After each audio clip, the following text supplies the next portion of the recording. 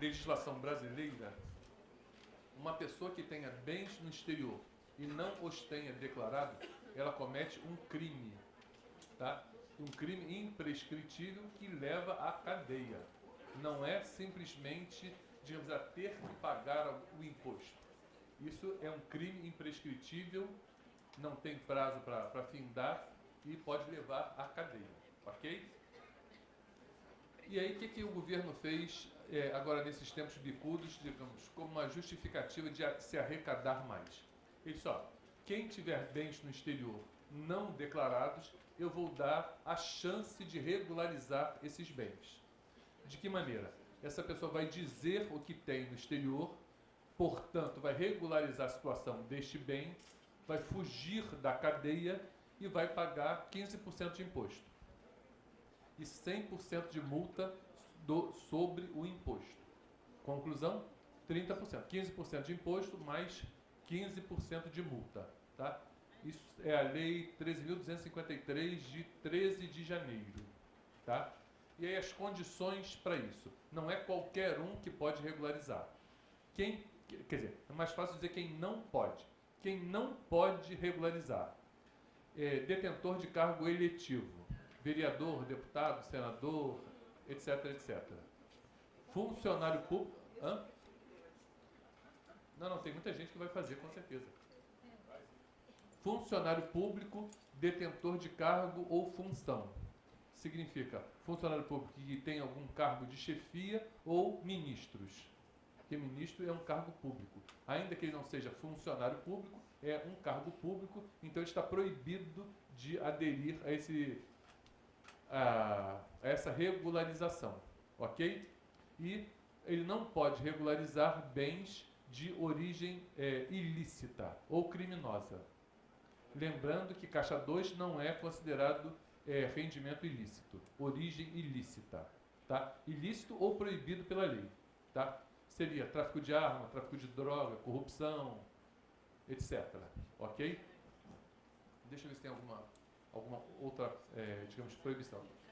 Bom, ele pode regularizar imóveis e aplicações financeiras.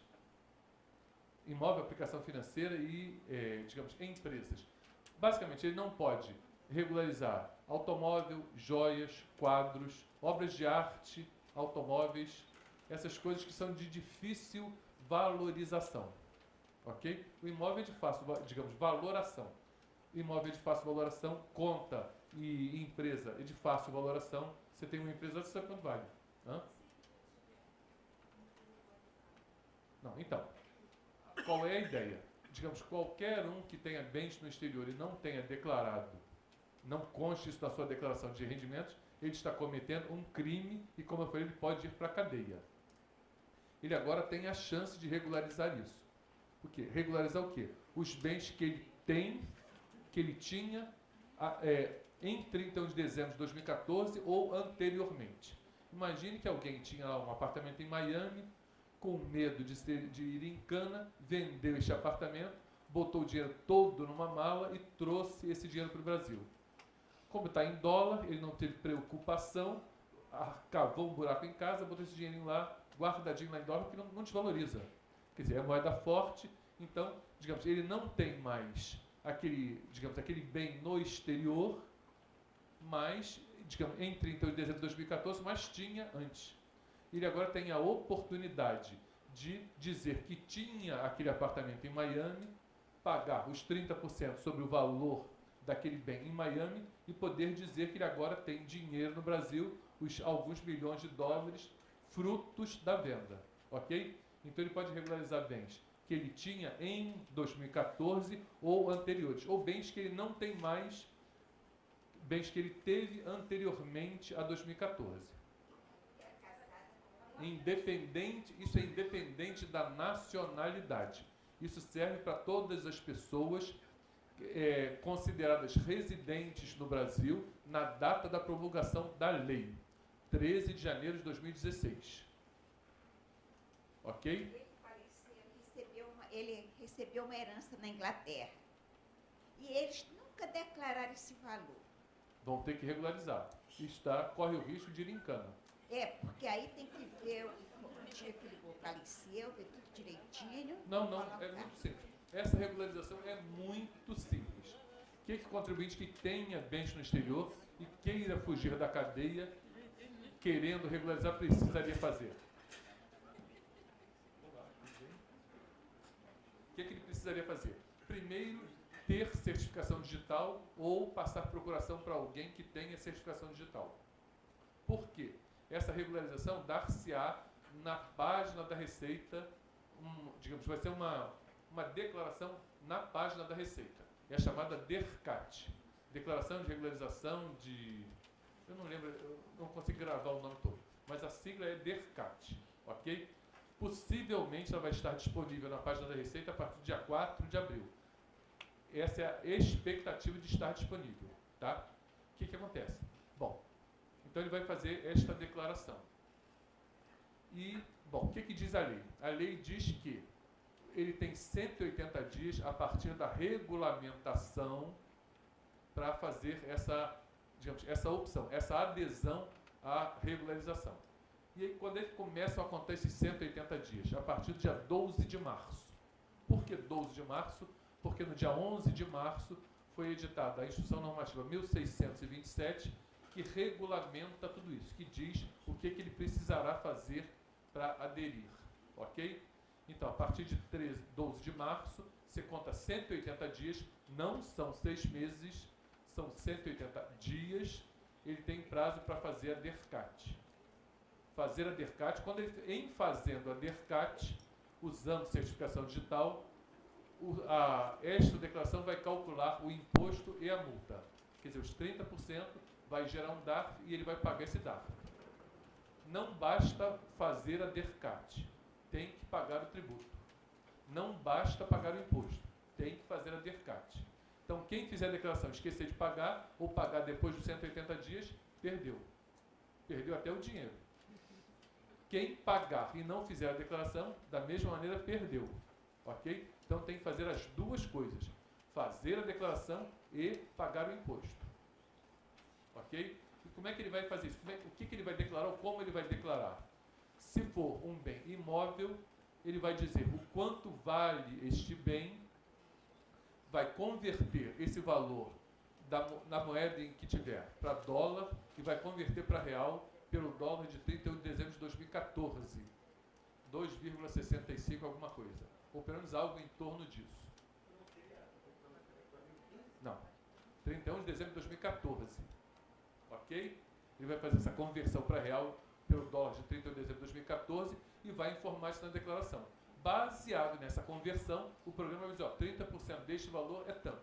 Pague. Ok?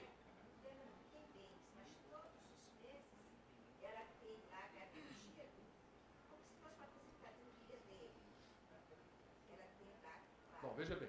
Se esta pessoa que tem uma aposentadoria, isso não é bem, é rendimento. Neste caso, ela tem que todo mês pagar o carnê-leão sobre esse rendimento. Ok? Por quê? É um rendimento recebido do exterior e vai ter que pagar 15% sobre esse rendimento. Dependendo do lugar de onde ele recebe este dinheiro, ele pode compensar o imposto que foi pago lá, se foi pago lá. Ok? Última pergunta. Eu tenho cliente que é estrangeiro, trabalha offshore aqui no Brasil, tem bens, claro, lá fora, mas é residente do Brasil. No caso, na declaração Brasil, ele faz duas declarações, uma lá fora e outra aqui dentro. Desnecessariamente. Desnecessário ele declarar os bens lá de fora? Não, não. Desnecessário fazer duas declarações. É porque, no caso, ele tem rendimento duplo. Ele trabalha 6 meses no Brasil e 6 meses lá fora. Não. Veja bem. O contribuinte, digamos que venha para o Brasil e passe aqui mais do que 184 dias num período de 1 ano, ele torna-se residente no Brasil, torna-se contribuinte brasileiro. E ele faz declaração aqui. Sim. Se ele não completa 184 dias aqui, num período de 12 meses, ele não é contribuinte brasileiro. Ok? Só que no caso ele é casado, é bem complicadinho. Ele é casado, a residência dele é Brasil, só que ele fica 6 meses embarcado lá fora. Família toda mora no Brasil. E ele tem também bens lá fora. Não, veja bem, se num período de 12 meses ele passa mais do que 184 dias aqui no Brasil, ele é contribuinte brasileiro. Sim, ele é contribuinte brasileiro Então, pelo se fato ele é dele... contribuinte brasileiro, ele faz declaração aqui e não precisa fazer em nenhum outro lugar. O rendimento que ele tiver em algum outro lugar, ele vai ser tributado lá e dependendo desse lugar de onde ele tem o rendimento, ele vai compensar o imposto aqui. Se tiver acordo de não bitributação, ele não vai nem pagar nada lá. Ele vai dizer que é contribuinte brasileiro e vai pagar só aqui. Se não tiver acordo de não bitributação, o que ele pagou lá, ele compensa aqui, ok? Então, você está fazendo duas declarações, está fazendo de Araque, está pagando... no caso, é a empresa que faz para ele as duas. Eu, no caso, eu faço o Brasil errado. E a outra empresa faz lá fora e não tem acordo, no caso, o país dele. Não, então ele paga imposto lá, se não tem acordo de não bitributação nem de reciprocidade, aí sim ele vai pagar imposto lá, como se fosse uma tributação exclusiva, vai informar esse rendimento que ele tem lá aqui e aí vai pagar duas vezes. No caso dos bens? Sim, isso é a questão do rendimento, ok? Sim, o rendimento ok. Então, se ele é contribuinte brasileiro, se ele se caracteriza como contribuinte brasileiro, e em 13 de janeiro de 2016 estava na condição de contribuinte brasileiro, ele tem que declarar, na declaração que ele faz aqui no Brasil, tem que constar esses bens que ele tem no exterior. Não estou falando do rendimento, estou falando dos bens. Sim, dos bens. Essa é a preocupação, porque a única coisa, o rendimento ele sempre declarou. Agora, os bens, ele declara os bens dele Brasil no Brasil e os bens dele estrangeiro no estrangeiro. Está errado, vai pagar 30% desses bens que ele tem no exterior. Se quiser regularizar, se não quiser, ele encana, ir preso. Ou voltar para o país dele, né? Não, de qualquer maneira... Aí tem que sair, fazer o... De qualquer maneira, ele cometeu um crime. Se ele for pego, for processado aqui, o fato dele sair vai impedir ele voltar. Entendi. Que teria, digamos, ele pode vir a ser condenado aqui e quando voltar vai estar preso do mesmo jeito.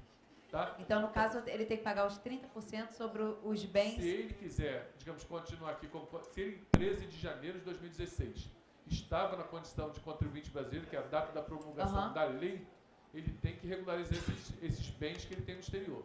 Ok? E aí, como é que se dá essa regularização? Já falei, é a DERCAT. E aí, o que ele vai fazer? Ele vai preencher lá a declaração dizendo os bens que ele tem, ou que ele tinha até 31 de dezembro de 2014, vai valorar esses bens, converter em real pelo dólar de 31 de dezembro de 2014 e informar na DERCAT. Ok? Bom, e vai transmitir essa DERCAT com certificação digital. No momento que ele transmitir, ele vai ter um número do recibo, ok? De posse desse número do recibo, o que ele vai fazer? Ele vai retificar a declaração dele de 2015, calendário 14, quer dizer, a declaração anterior a essa que estamos entregando. E aí vai lá na declaração de bens e vai incluir esses bens que estão sendo regularizados. Vai incluí-los e vai citar o número do recibo da DERCAT. Para quê? Essa declaração dele, esses bens regularizados vão ficar marcados com o número do recibo. Se ele não marcar com o número do recibo, significa que ele não regularizou. Então, se ele tinha 10 bens no exterior, informou 9 e marcou 9 com o número da DERCAT, ele continua na infração. Por quê? Porque ele deixou um de fora. Então, ele tem que marcar todos esses bens que ele regularizou com o número do recibo. Ok? E aí, se esses bens valem mais do que 100 mil dólares, ele está obrigado a fazer a CBE, Capitais Brasileiros no Exterior. No caso da CBE de 2015, calendário 14, ele vai estar dispensado de fazer a CBE, por quê? A DERCAT vai informar para o Banco Central o que ele tem, os dados que o Banco Central precisaria, essa DERCAT vai informar para o Banco Central. Então, ele não vai precisar fazer essa DERCAT atrasada. Vai precisar fazer de 2016. Sem tratar de olho neles, são os offshore. Ele passa, a rigor, ele passa 28 dias aqui, descansa 12, vai para fora e volta. Então, certamente, num período de 12 meses, ele passa mais do que 184 dias aqui. Então, ele é contribuinte brasileiro. Então, está obrigado a declarar e pagar imposto aqui. Porque ele recebe, em geral, esse pessoal recebe numa conta lá fora. Ele nem recebe aqui. O que ele recebe lá fora, ele tem que pagar imposto aqui, como rendimento recebido do exterior. E os bens que ele tem lá fora, ele tem que colocar nessa declaração, sob pena de daqui a pouco ele encana. Na verdade, ele recebe dois rendimentos, o grande lá fora e o pequeno aqui dentro. Então, ele pagar imposto sobre esses dois rendimentos. Pelo que eu estou entendendo, isso é mais ou menos comum quem tem offshore, ele só paga daquilo que ele recebe aqui. Está errado. Está errado. Então, pode avisá-los que eles estão na infração. Estão na mira da Receita e eu pessoalmente vou atrás desse pessoal. Não, é sério. Sim, eu pessoalmente vou me empenhar em... Porque é um absurdo isso. Eu já prometi a uma pessoa que me contou toda essa história que eu pessoalmente vou correr atrás desse povo. Sim, sim. Aonde eu lanço o DARF do ganho do capital pago? Eu não sei. Digamos, você pode, quando você preenche o programa Ganho de Capital, ele tem lá um espaço que diz o imposto devido e o imposto pago. Deixa, com certeza deixa. Com certeza que deixa. Mas independente de deixar ou não, digamos que você, apurou o ganho de capital e pagou, mas não informou. Isso é irrelevante. Por quê? Essa denúncia da dívida relativa ao ganho de capital vai para o conta corrente com um código específico. Então, se houver o pagamento, ainda que não tenha sido declarado o pagamento, o conta corrente vai fechar. Não adianta você dizer que pagou, se não pagou vai ser cobrado. Se pagou, ainda que não informe que pagou, o conta corrente vai fazer a alocação. Se o DARF estiver preenchido corretamente, o conta corrente vai alocar esse pagamento. Ok? Assim, eu tinha prometido, isso vai ser rapidinho. PGBL e VGBL. PGBL e VGBL são previdências privadas. Você pode, pagar, quer dizer, contribuir para um PGBL ou um VGBL. Qual é a diferença de um para o outro? O PGBL, você deduz na declaração até 12% do seu rendimento. Tá? Só que isso é simplesmente um diferimento do pagamento. Se você aplica hoje e não paga imposto hoje, porque você deduziu, quando você resgatar, você vai pagar imposto sobre tudo. O VGBL, você não deduz, mas quando você resgatar, você vai pagar só sobre o rendimento. Ok? Então, essa é a diferença do PGBL e VGBL. Nos dois casos, você tem duas formas de tributação. Tá? Você pode tributar o rendimento pela tabela progressiva ou tributação regressiva. O que eu quero dizer com isso? Na tabela progressiva, quando você resgatar, o banco, a instituição financeira vai reter, a título de antecipação, 15%, e você vai levar isso ao ajuste. Quer dizer, você vai somar esse seu rendimento, seja ele PGBL ou VGBL, aos seus outros rendimentos e vai calcular o imposto devido pela tabela progressiva, pela tabela do imposto de renda. Ok? No caso da tributação regressiva, a cada 2 anos a tributação cai em 5%. Então, se você aplicar hoje e resgatar em até 2 anos, você vai pagar 30% de imposto, exclusivo na fonte. Esse não se mistura com seus outros rendimentos. Se você aplicar e resgatar entre 2 e 4 anos, 25%, entre 4 e 6, 20%, e assim sucessivamente até 10%. Lembrando que quem fizer esta opção da tributação regressiva, tem que lembrar de, se for o caso, se quiser pagar pouco imposto, parar de contribuir quando faltar 10 anos para ele resgatar. Por quê? Essa tributação é aplicação a aplicação. Então, você começou a contribuir, daqui a 30 anos você quer resgatar. Você vai pagar 10% sobre as suas aplicações entre, hoje e 20 anos para frente. Entre 20 e 22 anos, você vai pagar 25%, vai pagar 15%, e assim sucessivamente. Quer dizer, as contribuições que você fizer lá na frente, próximo do resgate, você vai pagar 30%. Ok? Quer dizer, a tributação é aplicação a aplicação. Se você aplicar todo mês, mês a mês, calcula-se o imposto. Ok? Muito obrigada a todos vocês e sejam sempre bem-vindos, porque a casa aqui é nossa. E obrigada a você, Leônidas, pela sua participação. A Receita Federal é uma grande parceira nossa e nós agora estamos fechando um convênio com o Estado também. Agradeço a paciência que vocês tiveram em me aturar aqui. Espero que eu tenha contribuído com alguma coisa para o conhecimento do trabalho de vocês. Muito obrigado a todos.